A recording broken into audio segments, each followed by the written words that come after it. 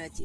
আজকে একটা জিনিস শেয়ার করবো বলে তোমাদের সঙ্গে, তাই এই ভিডিওটা করলাম। দেখো আজকে আমি মাঠে চলে এসেছি, কি সুন্দর চারদিকে সবুজে সবুজ। দেখো মাঠটা কি ভালো লাগছে না, কি দৃশ্যটা কি সুন্দর লাগছে, ভালো লাগছে। তাই ভাবলাম আজকে চলে আসি। হ্যাঁ, আর একটা জিনিস শেয়ার করব। এই দেখো, এইগুলো হচ্ছে বড়মা শাক, দেখছো? এগুলো হচ্ছে বড়মা শাক। এই শাকগুলো তুলতে এলাম।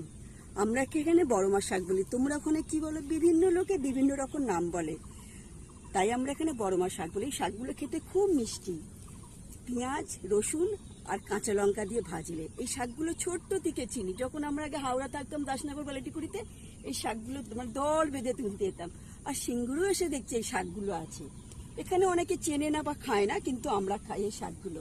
তাই ভাবলাম আজকে তোমাদের সঙ্গে একটু শেয়ার করি। মাঠে যাই, মাঠে যে শাকগুলো তুলি আর তোমাদের সঙ্গে শেয়ার করি।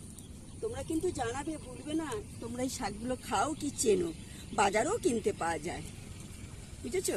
দেখো, টাটা।